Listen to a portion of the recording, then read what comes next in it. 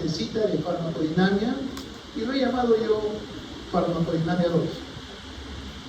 Este término lo acuñé desde hace 2 años atrás y he tenido que revisarlo bastante porque me va a ayudar.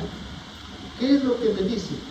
Es la ciencia que usa modelos y mediciones para entender la relación entre dosis, concentración y sus efectos, y permite decidir cuánto dar y qué tan eficaz o seguro es un medicamento. Está incluyendo todo.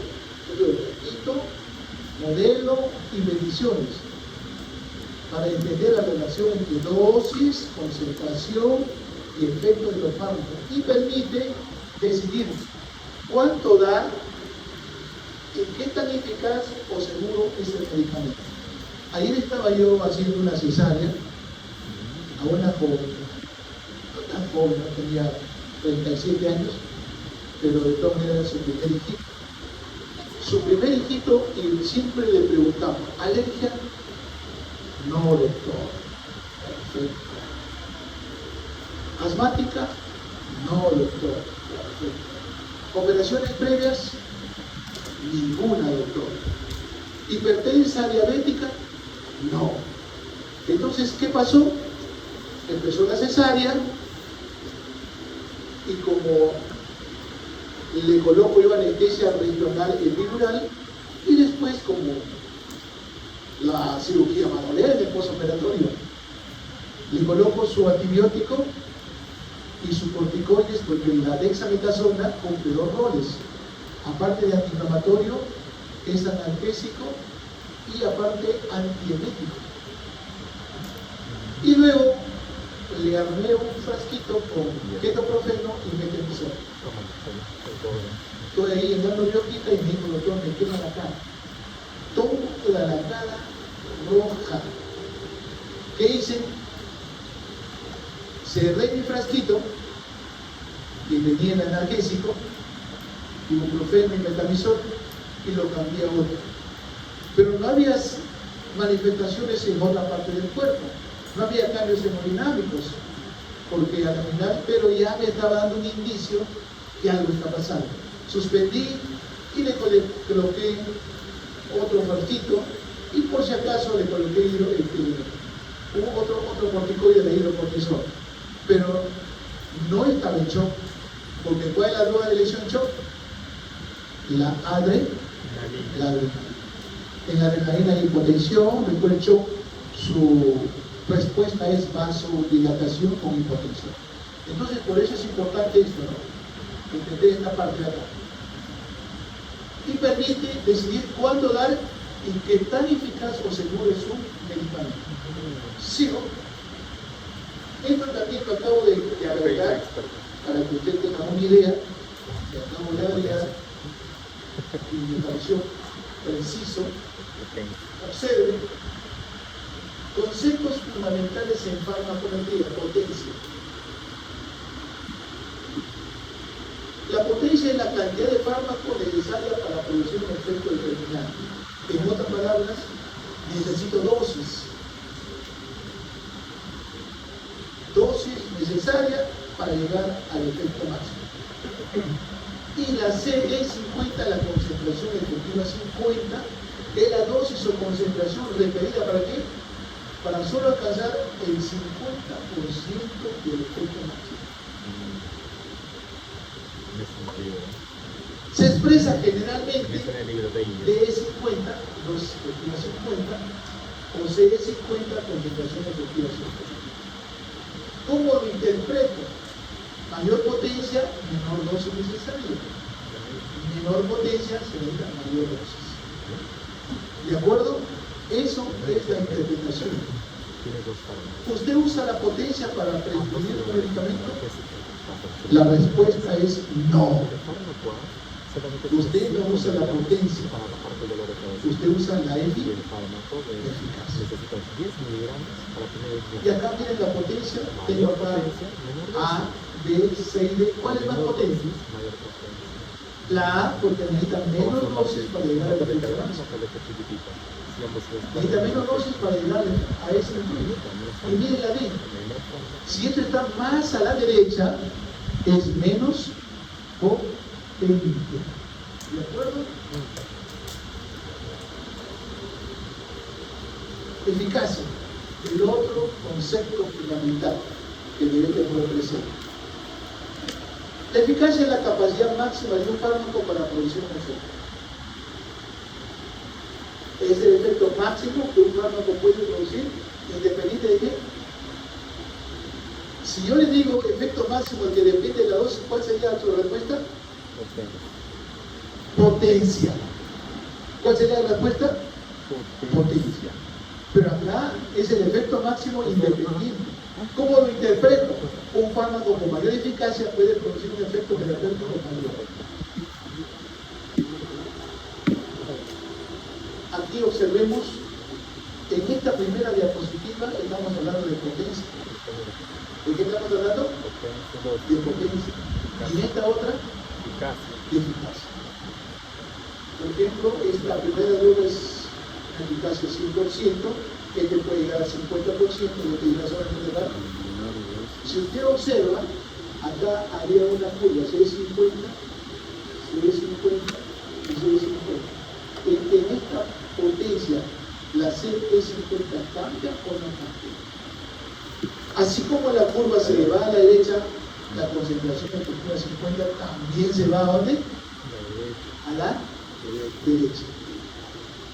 Por decir, si aquí yo necesito solamente 10, acá necesito 40 y acá necesito 60.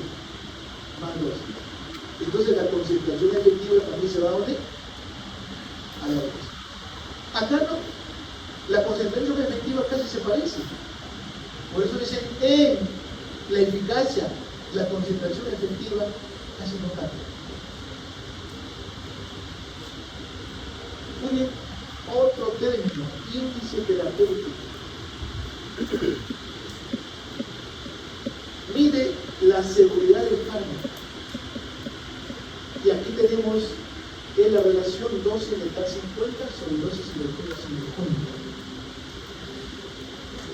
Donde D letal y S 50 dosis letal. Aquí veamos interpretación. Cuando el índice terapéutico es alto, es muy seguro. Nosotros tenemos anestésicos que son de índice alto, es el que duerme con la máquina. Está durmiendo como el paciente. El paciente está roncando, entonces también está durmiendo. Bien, cuando es bajo, fármaco más peligroso. Ejemplo, el paracetamol tiene un índice terapéutico relativamente amplio, pero no olviden que tiene una dosis techo, que es de 4 gramos para 1 libro y 3 gramos para otro. Mientras que la digoxina tiene un índice terapéutico estrecho. Hay que tener mucho cuidado con arritmias, con náuseas, etc. La cuarta, curva dosis-respuesta. La curva dosis-respuesta representa la relación entre dosis de fármaco y la magnitud del efecto. Y aquí tenemos, miren, de esta curva se puede obtener la potencia, dosis efectiva 50, la eficacia, efecto máximo, comparación entre fármacos y margen de seguridad.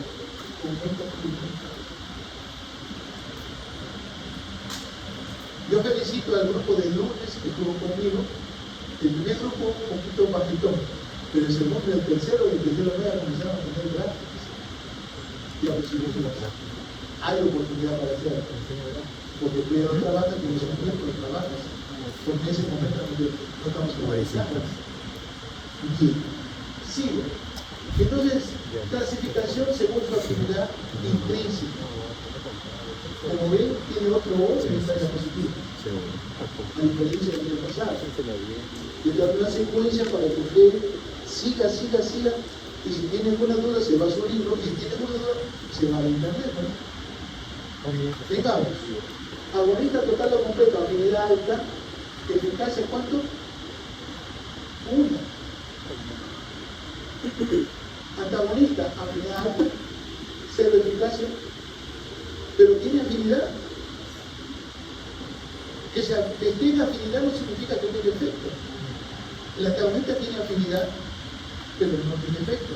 El agonista tiene afinidad, pero sí tiene efecto. Ojo, que tenga afinidad no significa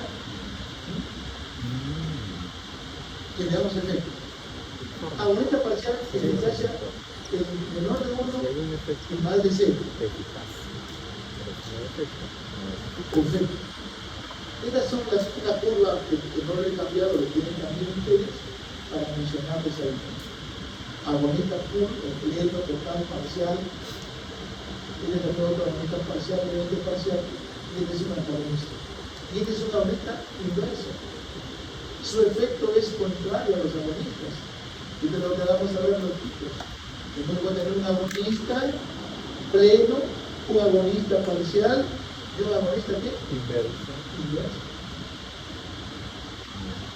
Veamos acá, interacción fármaco-receptor, acá tengo yo 3, afinidad, tiene afinidad, como le decía, acá hay afinidad, especial tiene, pero mire acá, esta agonista tiene afinidad, tiene efecto, ¿su efecto es? No porque tenga afinidad, tiene que tener efecto.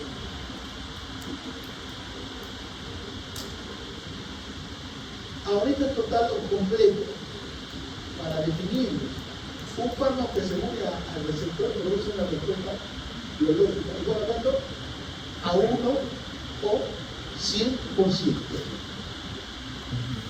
Posee fuerte afinidad por su receptor y una buena eficacia. Parcial, un fármaco se une, posee afinidad, pero tiene menor eficacia que el agonista completo. Su actividad intrínseca es entre 1 y 100. Y acá está prácticamente una diapositiva de los dos grupos, el full o completo y el parcial. Agonista inverso. A veces nos olvidamos. El diazepam, por ejemplo, produce en nosotros, los seres humanos, ansiolisis, sedación y también efecto anticonvulsivo. Pero cuando damos beta-carbolinas o también las fitotoxinas que tienen que ver con la coramina, te excita la angustia, te queda el propulsor, tiene efecto contrario al receptor. ¿Cómo se llama eso? Actuando en el receptor GABAérgico, se llamaría agonista ¿qué? Inverso. Y aquí tenemos. Farmacología es un agente que se une al mismo receptor que un agonista, pero induce una respuesta opuesta a la del agonista. Se une al complejo GABAérgico, el diazepam, y la sedación, la ansiolisis, la hipnosis. El otro también se une, pero genera excitación, convulsiones. Por eso se llama. Y aquí tenemos la diapositiva. El agonista para el receptor GABA provoca sedación, provoca hipnosis, mientras que los agonistas inversos producen convulsión o ansiogénesis. Y acá el ejemplo que son las beta-carbolinas. Y acá el ejemplo. Tipo de fármacos antagonistas. Pasamos al otro grupito ya. Empecemos. Primero un antagonista fisiológico.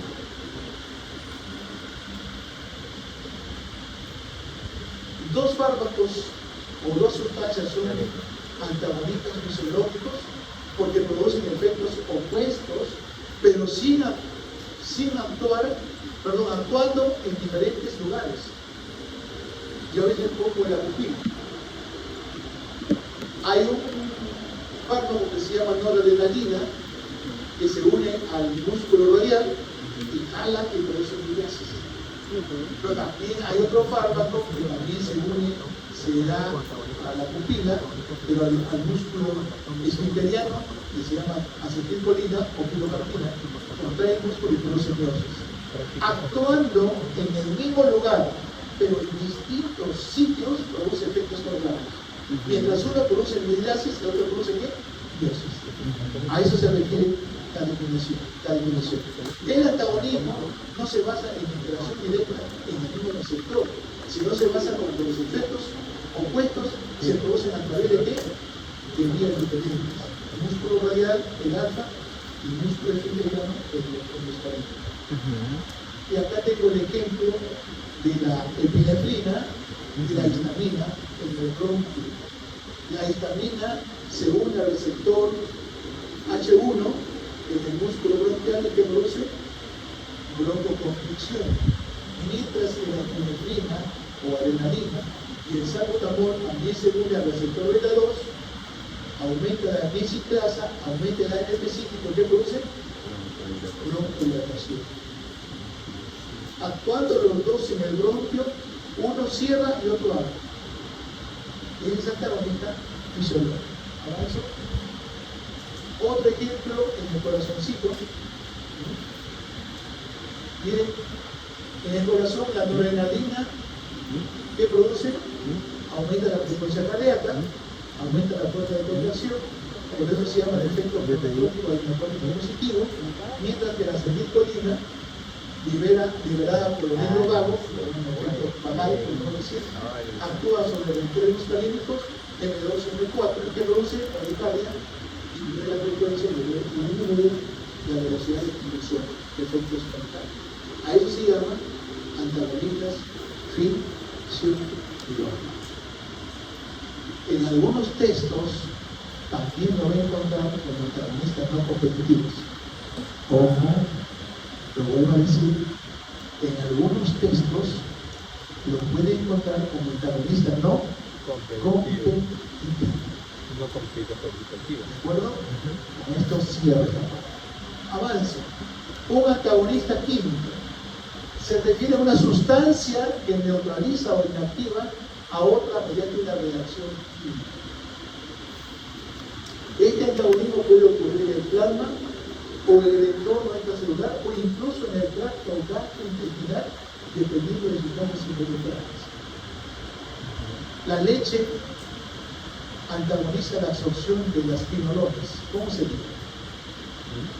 ¿Se acuerdan?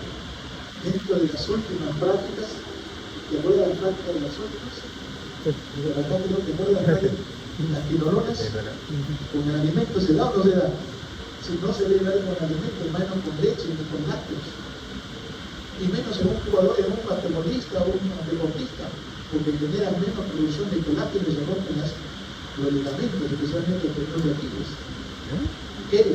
Y si llega a clase, está actuando de forma que neutralizando, de forma que hasta un tipo. Yo he dado leche.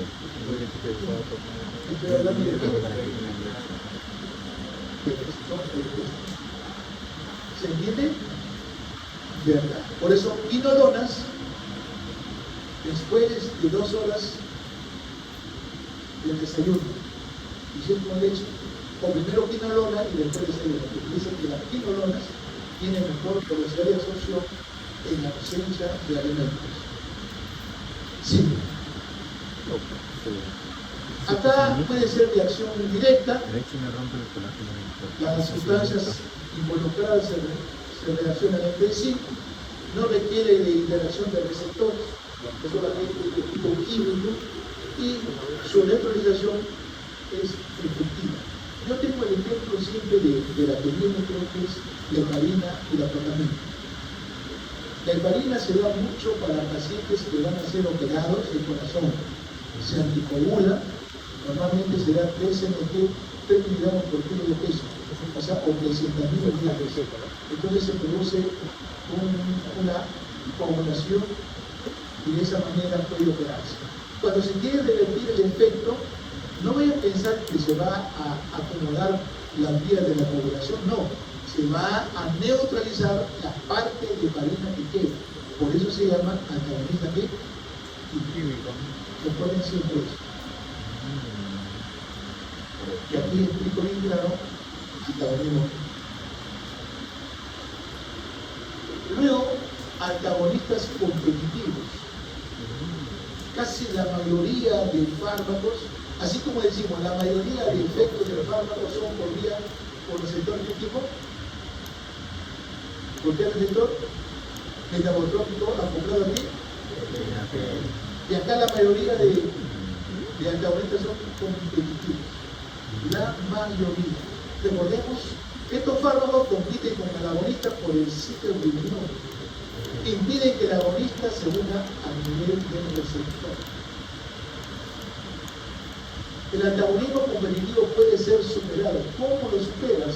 Aumentando la acción de quién? Del agonista. Si yo uso atropina para bloquear el efecto de la acetilcolina, ¿cuándo voy a revertir el efecto de la atropina? Aumentando la acetilcolina. Aumentando la acetilcolina de esa manera. Un ejemplo, el plumacenil. ¿Conocen el plumacenil?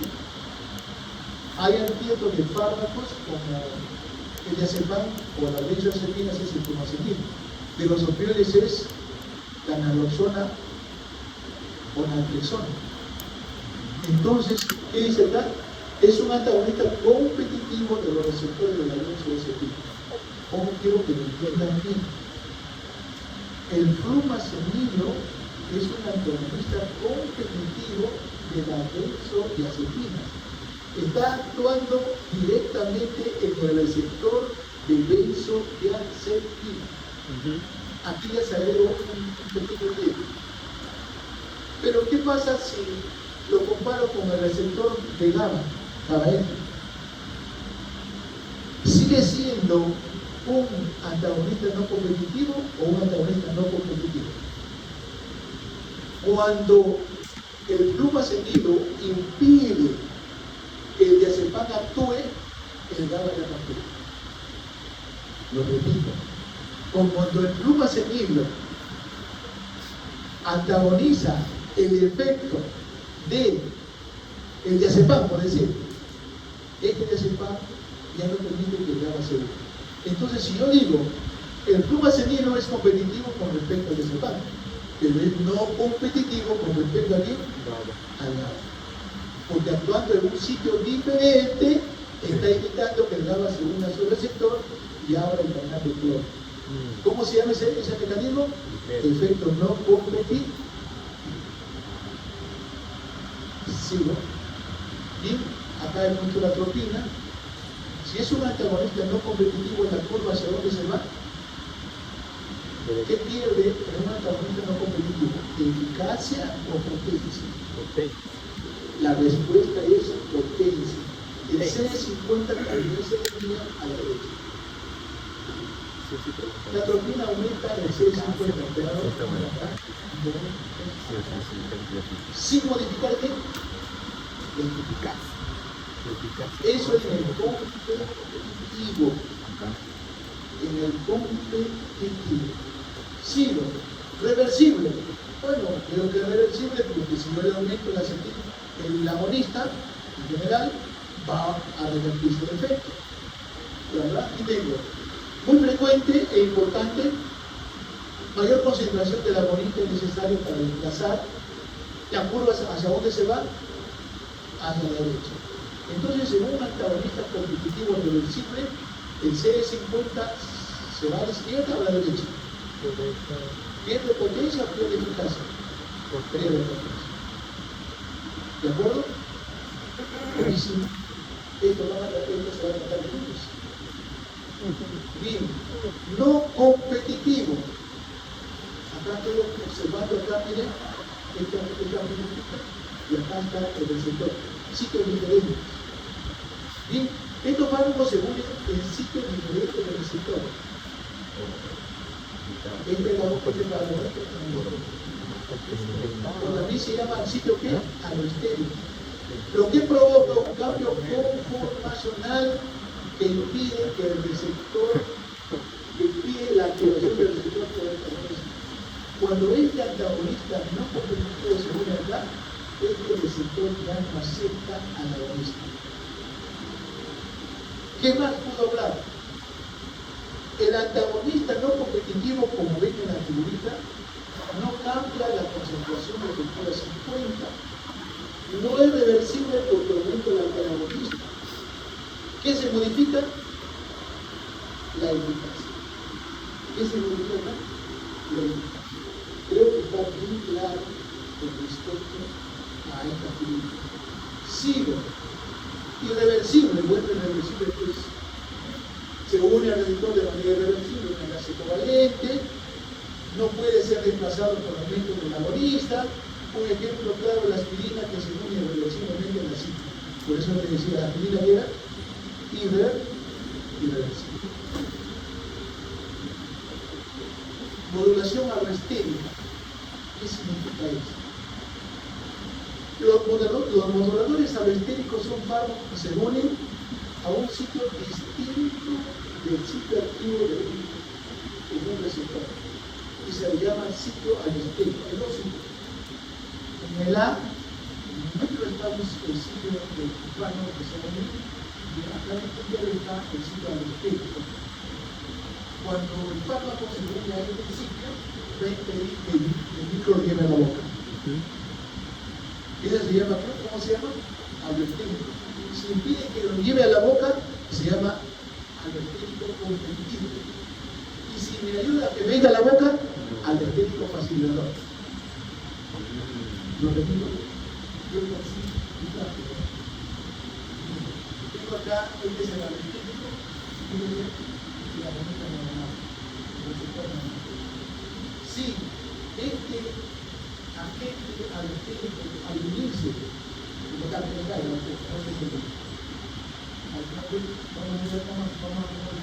este sería el raro que se va el alostérico y dice para que puedan llevar.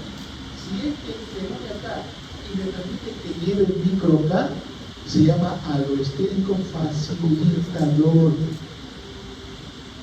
Pero si este se une y me impide que yo hable con el micro, ¿cómo se llamaría? Antagonista aves. Vamos a ver cómo lo agonista y antagonista. Estos pueden ser activadores o facilitadores o también inhibidores. ¿De acuerdo? Bien. Acá tengo el ejemplo, acá tengo el complejo gaérgico. Los agonistas alostéricos o alotópicos también se llaman, se unen en una región diferente con el receptor conocido como el sitio alostérico a los que contacto de botella. Este diazepam, cuando se une a este receptor, permite que el GABA se una.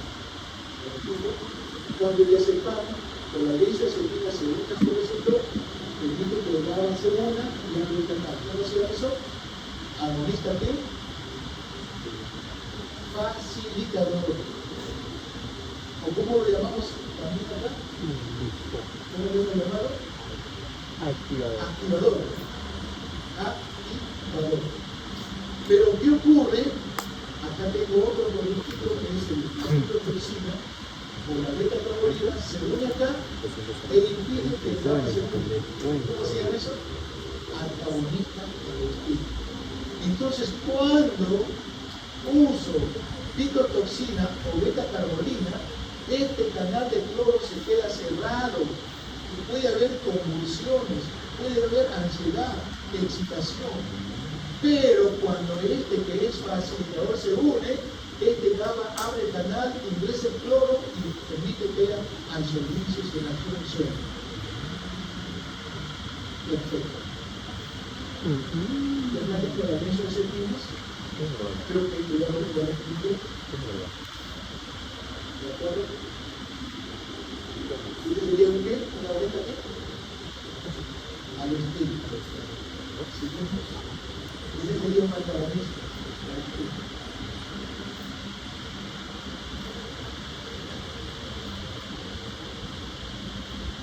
Acá he puesto dos ejemplos, el ejemplo de la fitotoxina y el ejemplo también del fumacenido. Sí, ¿no? Acá tengo fumacenido, el flumacenil es un antagonista alostérico que actúa sobre el receptor, especialmente sobre el sitio alostérico de la benzoacetina. En presencia de una agonista el flumacenilo se une al mismo sitio alostérico, pero bloquea la acción de las benzoacetinas y de esa manera impide la potenciación de qué? ¿Se entendió?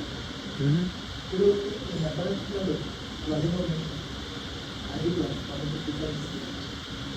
Muy bien, ahora, ¿cómo medir el efecto farmacológico? Hay curvas que también usted tiene que recordar. Tengo la curva llamada dosis-respuesta, curva dosis-respuesta. Es la relación entre la concentración y los efectos farmacológicos que uno desea. Hay dos curvas, esta curva de la hipérbora y de la sigmoidea. Normalmente esta curva sigmoidea se usa mucho en clínica, en ser vivo, mientras que la hipérbora se usa más en laboratorio o en la parte líquida. Esto es lo que usamos nosotros la sigmoidea. Bien, empecemos entonces, dos curvas hay, la curva gradual y la curva frontal. Gradual y frontal. Cada uno tiene algunas características que nos sirven para qué. Empecemos. Bien, se llama gradual porque expresa una respuesta individual a dosis crecientes de un fármaco. Por ejemplo, a mí me dan varias dosis, una dosis de 10, de 20, de 30, de 40 y una dosis correspondiente. Por eso dice acá bien claro, la respuesta individual a dosis crecientes de un fármaco. La magnitud de una respuesta está relacionada con el número de receptores con el que el fármaco actúa. Entonces, si usted usa dosis bajas, de repente tiene solamente un 30 o 40% de receptores ocupados. Si usa un poco más de dosis, un 50%. Si usa dosis beta, 100%. Entonces, a eso se refiere la respuesta individual. ¿Qué característica tiene la gradual? Se mide en un solo individuo. Se mide la magnitud del efecto y la respuesta de un individuo frente a dosis variables. Estas son las tres características de la curva dosis-respuesta gradual. Sigo. ¿Para qué son útiles la gradual? Aquí estoy colocando bien clarito para evaluar potencia y eficacia. Ofrece información sobre qué? Sobre eficacia máxima. Luego tengo la cuantal. Se mide en un grupo de individuos, diferencia. En el primero uno y acá varios, de 2 a más. Mide el número de casos, población. Cuantal, población. La respuesta de una población frente a diferentes dosis. Mide la respuesta con una dosis, mide la frecuencia con una dosis que produce respuesta. Por ejemplo, tengo yo un grupo de 20 ratitas, otro de 50 y otro de 100, y uso dosis diferentes. Aquí uso una dosis de 10, hay que uso dosis de 20, acá de 50. Y quiero medir mortalidad. Acá se murió 1, acá se murió 10, allá se murió 40, más 12 más. Van a ver que la gráfica cuantal es la gráfica del todo normal. No se puede morir 10 1/2 o 10 3/4. Siempre se muere 10 o 20 o 30, pero nunca en fracción, ¿verdad? ¿Correcto? Por eso es lo que tenemos acá. Seguimos. Este tipo de curvas son útiles para comparar la potencia de diferentes fármacos. Evaluar seguridad y eficacia. Permite calcular el índice terapéutico. La dosis tóxica media, la dosis efectiva media y la dosis letal media. Para eso me sirve la gráfica de la dosis respuesta, pero se hace en una población. Bien, pasamos a dosis. ¿Alguna vez usted ha tenido que prescribir para algún paciente?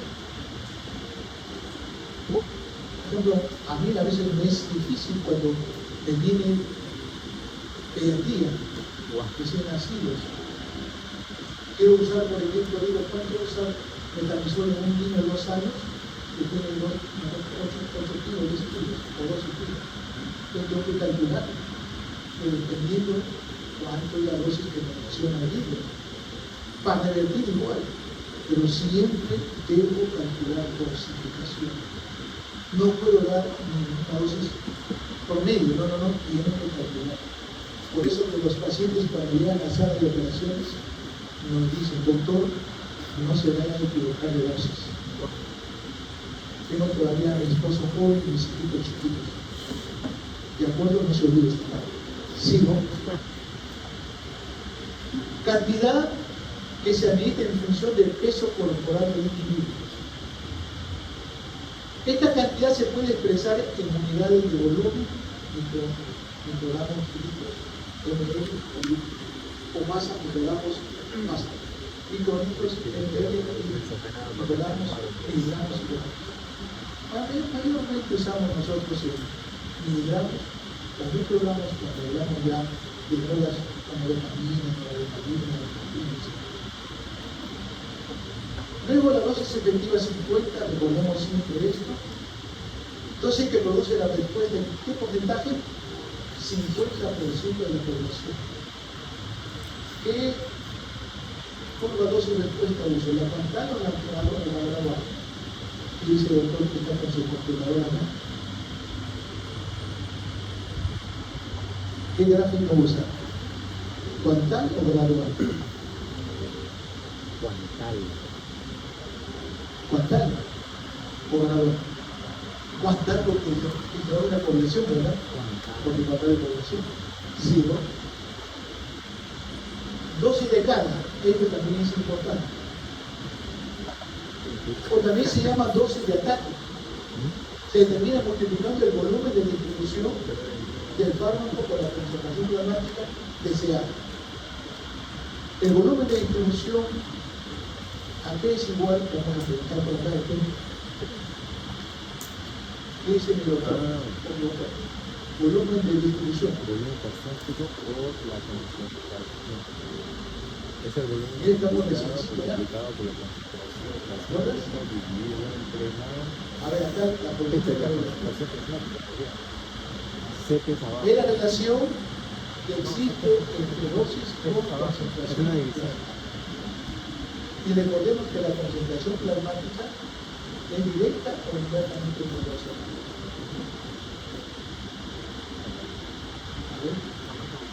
La concentración plasmática. Inversamente proporcional. Cuando la concentración plasmática baja, ¿por qué puede bajar una concentración plasmática? Biodisponibilidad. Aumento del paso. Hablemos de paso. Sí, porque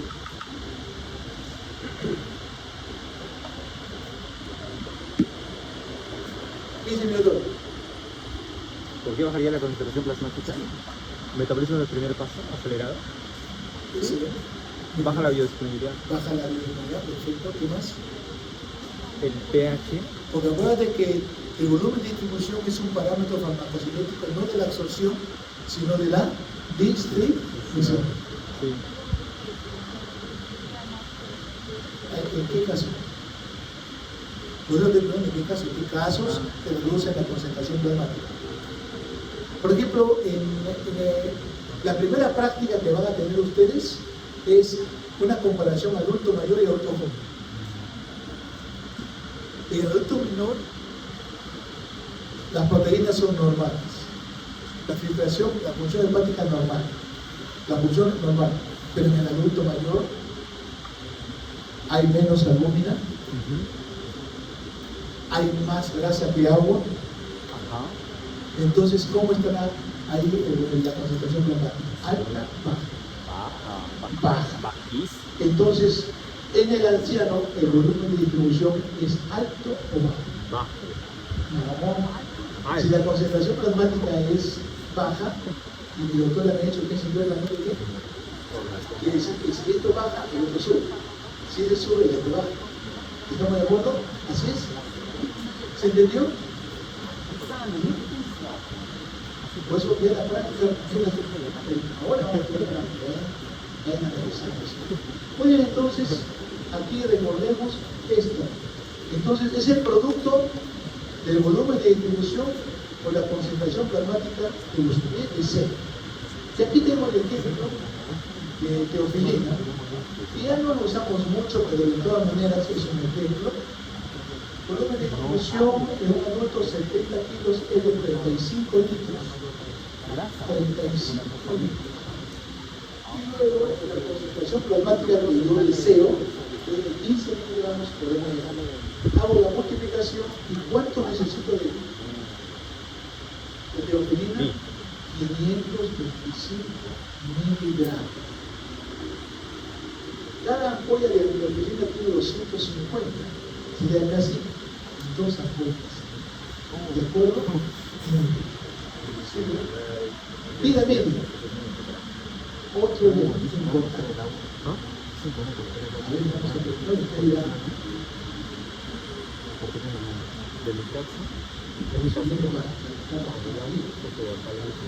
¿Qué dice el doctor?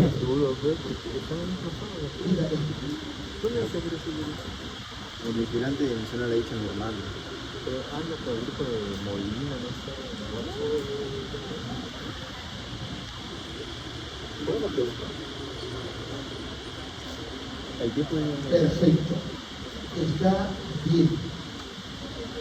Pero algo importante, dice, se elimina totalmente a los 5 tiempos de vida media. ¿Qué significa? La heparina por el tiempo tiene una vida media de 1 horita. Yo doy, doctor me dice, vamos a hacer una operación de una prótesis de aorta con la cabrita. El palinista lo practica. El mayor. Le doy 5.000 unidades. El doctor empieza su cirugía a las 9 y a las 10 ya tengo ¿cuánto? Te dije que tenía una vida media de una. ¿Cuánto tiene a las 10? Le doy 5.000, amor. ¿Y a las 10 cuánto tengo? No, que si le doy 5.000 y su vida media es 1 hora, a las 9 empecé y a las 10 ya pasó 1 hora. ¿Cuánto tengo? ¿No has entendido el mensaje de Dios? ¿Tenía un fármaco? Y te dije que vida media de la heparina ¿cuánto es? 1 hora. Y daba 5.000 a las 9 y a las 10 ¿cuánto tengo? No. Pero no te sirve. ¿Qué?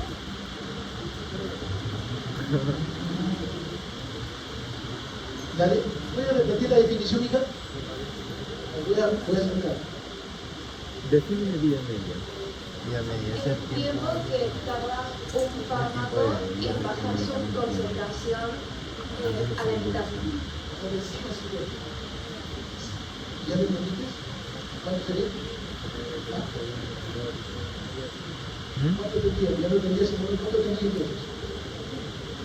2.500, pues, ¿no? Ahora, ¿entendido? Luego, a las 11, ¿cuánto te mejor? ¿Ah? ¿Cómo debe ser a las 11? ¿Ah? 1.250. ¿Cuántos han pasado? ¿Cuántas vidas medias? 2 vidas medias, ¿no es cierto? A las 12. ¿Cuántas vidas medias han pasado? 3. A la 1. ¿Pero cuánto por hora está probando?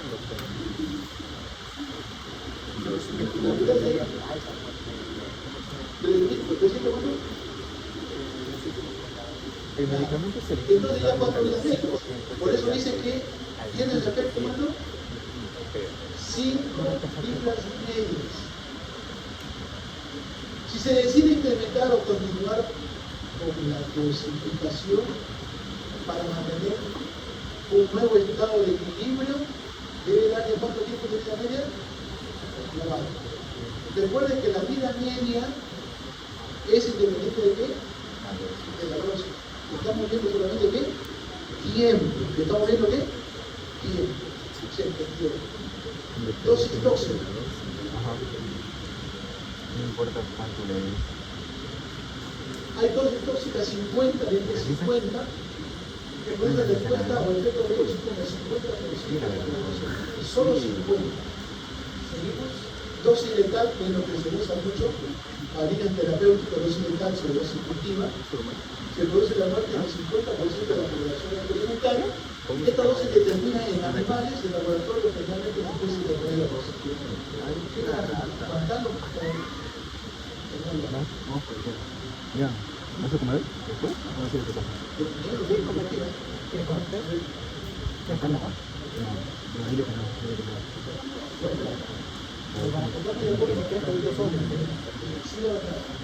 Es posible poder seguir de seguridad e líneas terapéuticos y interesantes que también se se usa bastante. ¿Por qué?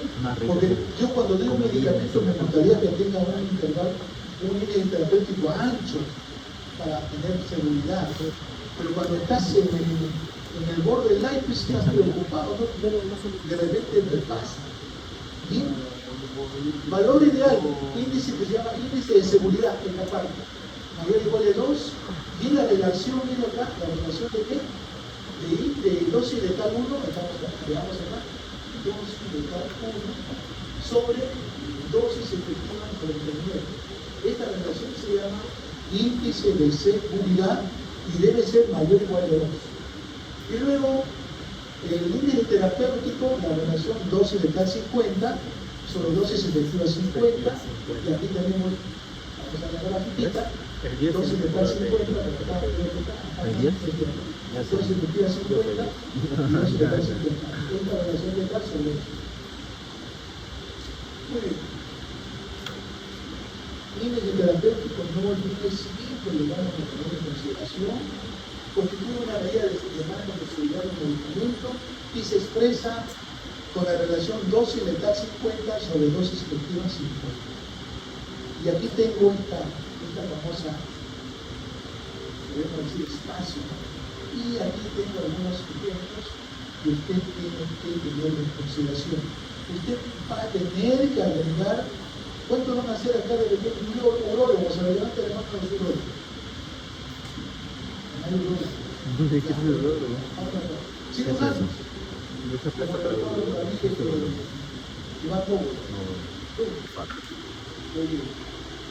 Radiólogos, emergenciólogos, en todo tipo de especialidad usted va a tener siempre fármacos que son de su especialidad y de eso tiene que manejarlo bien, tiene que saber su índice terapéutico. Acá por ejemplo, mire, yo soy anestesiólogo. Yo tengo que saber mucho sobre esto, sobre el corte, los sedantes. Si usted de repente es un neurólogo, tiene que saber mucho sobre los anticonvulsivos. Si usted es una doctora del tipo, podemos decir, endocrinóloga, tiene que saber sobre el manejo de esto. Si usted es un cardiólogo y está tratando a pacientes que tienen problemas de trombosis, tiene que usar mucho la guardarina con anticonvulsivos, etc. Ventana terapéutica. Quiero que usted diferencie índice con ventana.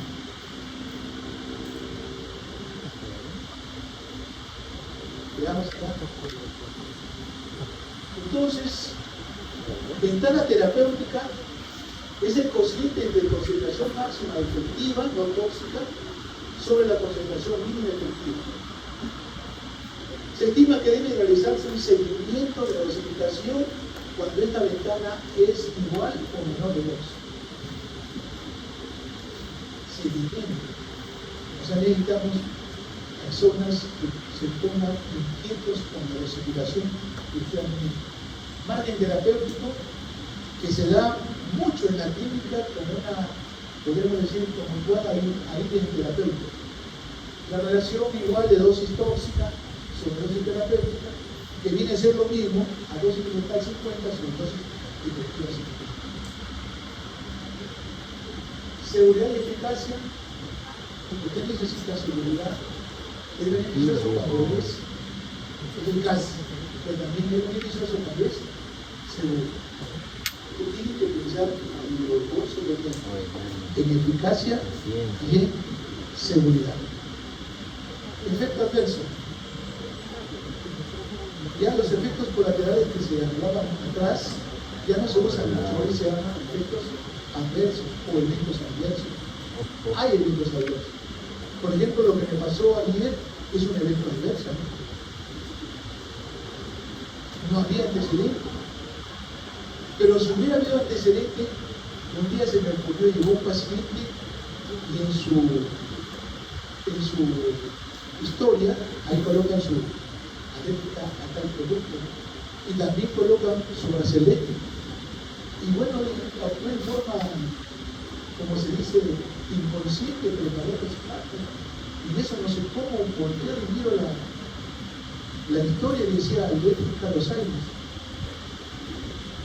Tuve que pagarlo los aires que había roto, pero no lo usé en ocasión. Por eso hay que estar muy atentos cuando hay un problema que pasa siempre con los colegas, y a veces les estoy hablando, son alérgicos a la penicilina y usan cefalexina. El 20% de alergia cruzada es cefalexina a la penicilina. Por eso es que deseamos alergia a las penicilinas, no cefalexina, para que no haya problemas. Perfecto, entonces, problema médico inesperado que sucede durante el tratamiento o un medicamento inesperado. Leves, moderados o graves. Para mí, el de ayer fue leve. ¿Es posible que tenga otras causas? La OMS ahora lo llama, ya no lo llaman perfectos, ¿cómo lo llaman? Eventos adversos. Muy bien. Reacciones adversas siempre recordamos. Ahora, lo consideramos como raro. Reacción alérgica a los medicamentos. Todo efecto en un medicamento que es perjudicial o perjudicial, no deseado que ocurra durante el curso de tratamiento. Puede ser terapéutico, profiláctico o diagnóstico, que no tiene relación causal con eso. Tiene una relación alérgica. Cuando usted tiene una reacción alérgica, a veces los peruanos somos injustos, nunca escribimos en la historia. Yo sí me escribí en la observación. Paciente menciona que tiene enrojecimiento y calor de su cara. Y lo mira, estaba sabroso. Por tanto, se suspende el producto que se está usando y queda como una historia. Pero hay muchos que no. El odontólogo, por ejemplo, tiene un problema serio. Si hay aquí papás que tienen odontología, que son odontólogos, les van a explicar esto. El odontólogo no tiene jeringa para aspirar, solo tiene jeringa para inyectar. En cada centímetro del anestésico local que usa, tiene 15 microgramos de adrenalina. Usted no sabe dónde está la punta de la aguja de su jeringa, si está en una vena, en una arteria, en un nervio o en el tejido secundario.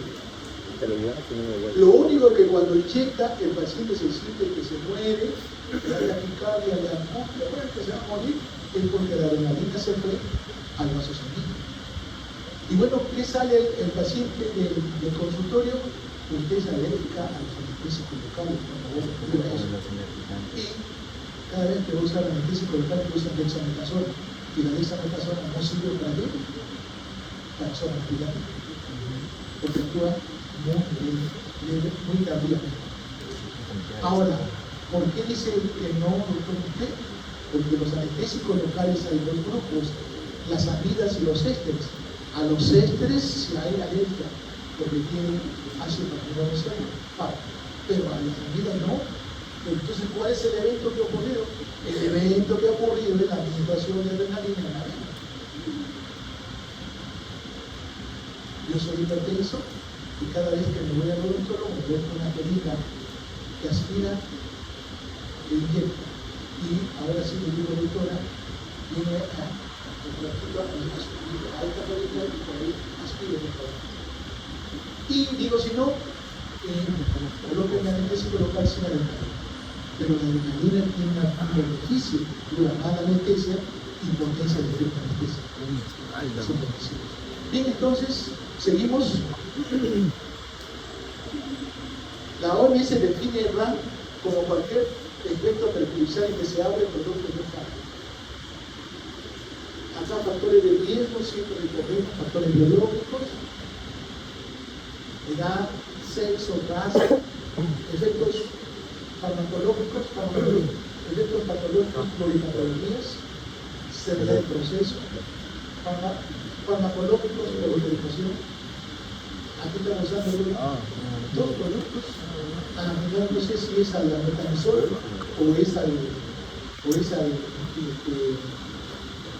aire, en este caso es el mercadotropeno, dosis, duración, tipo de barra, factores psicosociales, errores anatómicos, o están tomando de repente con jugo de maracuyá, jugo de naranja, porque siempre hay que tomar, también hay una en práctica la vía de la administración. Lo haces con agua, lo haces con gelatina, lo haces con una solución de. Ya vayan revisando eso, cómo influye. ¿De acuerdo? Muy ofensivo. Principales fármacos productores de RAM, acá tengo en el hospital y en las casas. Bien, en el hospital todos estos productos, tiroxina, aminoglucósidos, insulina, corticoides, en residenciales, bueno, aspirina, los hipoglucemiantes, anticoagulantes. Luego vamos a casi temas para finalizar que tienen que ver con esto que es de sensibilización. Y lo voy a definir algo importante. La estimulación constante de las células organistas suele dar como resultado un estado de desensibilización. ¿A qué se refiere el estado de desensibilización? Si yo uso adrenalina en infusión en forma permanente, los receptores beta 1 comienzan a desaparecer de la membrana. Eso se llama desensibilización. Pierdes respuesta porque desaparecen los receptores. Esos receptores comienzan a empaginarse, se destruyen y se reducen. Eso pasa en la insuficiencia cardíaca. La insuficiencia cardíaca tiene características un montón, pero ¿sabe qué le falta? Receptores. Sigo. Asociado a pérdida de eficacia de la célula a la acción química. Pero aún así en tu caso la fosforilación del receptor por quinasas juega un papel fundamental para desencadenar desensibilización práctica. La fosforilación de receptores dependientes de proteína G ocupados por organistas facilita el organismo a reunir las citosólicas llamadas arrestinas, a veces todo lo que lleva a un desacoplamiento del receptor de la proteína G. Y si ya no tiene proteína G, ya no se va a activar la heliciclasa. Y si no se activa la heliciclasa, ya no hay formación de MT. Y si no hay MT, no hay proteína A. Por lo tanto, se pierde el efecto. Bien, mecanismos entonces, alteración de los receptores o canales, translocación de receptores, agotamiento de mediadores, aumento de la degradación metabólica y adaptación. Por ejemplo, cuando hablo de anfetamina, para que funcione la anfetamina, ¿qué debe haber?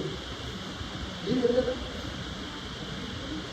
neurotransmisores que se liberen para que haya, recuerde que la catecolamina siempre lo mantiene a uno despierto, pero si la anfetamina se administra una vez, 2 veces, 3 veces, entonces se va depletando los reservorios. Y al depletarse los reservorios ya no voy a observar efectos. Y por lo tanto voy a tener, si al inicio tú no te dormías, al día siguiente te duermes a media y al tercer día te duermes de secas, totalmente secas. ¿Se entiende? Por agotamiento de qué? De mediadores. Luego seguimos taquifilaxia. Esto me preguntó, me acuerdo que yo estaba con un chico, estaba yo en la Academia de Salud, y me preguntó un chico que venía de México a estudiar, estaba estudiando ahí en la academia. Y me dijo, doctor, ¿me puede usted diferenciar entre taquifilaxia y tolerancia? En ese momento no tenía muy claro el concepto, pero el profesor tiene que tener herramientas para poder salirse, ¿no? Pero de todas maneras, en los dos se pierde respuesta. A esta tactificacia también le llaman tolerancia rápida, ¿verdad? Y se pierde gradualmente cuando se administra un fármaco en forma repetida. Por ejemplo, estás con dovulatina de vitamina, se dice tomas con 5, luego ha pasado a 10, luego ha pasado a 15, luego tienes que agregar otro ibuprofeno. ¿Qué está perdiendo? Tactificacia. Los receptores se han vuelto insensibles. A menudo se desarrollan en el transcurso de minutos a qué? A horas. Por ejemplo, hay muchos jóvenes que usan broncodilatadores salbutamol porque tienen mucho espacio. Hay ellos de repente dos cada 8 horas, y luego cada 6, luego cada 4, y luego cada 3. ¿Qué está pasando? Entonces, para que haya, por ejemplo, en el corazón taquifilaxia, se ha reducido los beta 1. Para que haya taquifilaxia en el pulmón, se ha reducido los beta 2. Para compensar, para tratar la taquifilaxia en el corazón, se usa beta bloqueadores. Cuando usas un beta bloqueador, empieza a aparecer el dolor. Para que tú uses en el pulmón y vuelvas, sabes que tienes que usar corticoides. Y por eso es que ahora, China 2025 y GEMA 2025 mencionan que ya no se puede usar salbutamol solo, hoy se usa un corticoide inhalado en acción beta 2, que es el corticoide. Ya no se usa el salbutamol. ¿Cómo está cambiando? Porque de esa manera estás evitando el efecto y sobre todo la taquifilaxia. ¿Bien? Sigo. Luego la tolerancia. También disminución gradual, cada días o semanas. Y es muy frecuente la morfina. Hay muchos pacientes que vienen a la consulta de dolor y están con un dolor intenso. De preferencia un dolor nociceptivo, porque los dolores nociceptivos responden bien a los opioides, pero los dolores neuropáticos no responden bien. Tenemos que agregar ahí pregabalina, paracetina o otros productos. Pero ¿qué pasa cuando tú usas opioides? A los días se pierde el efecto. Al paciente le das una morfina de 10 miligramos cada 6 horas y le queda como que no control el primer día. El segundo día poquito, y después me gusta, el tercer cuarto día y ya comienza a tener dolor. Regresa otra vez a la consulta y tenemos que dar más dosis o aportar el material. Y eso se llama tolerancia. Y hay tolerancia farmacocinética, puede ser movilización enzimática. Por ejemplo, acá estoy colocando la farmacolina, es un anticoagulante. Y el fenomenal guardiólico y la preparación de citocromo de preferencia el ciclo 3 es para el cuerpo. Debemos revisarlo por su caso.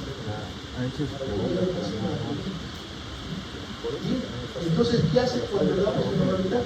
Está induciendo la oxidación de este producto y el rango de seguridad se acorta.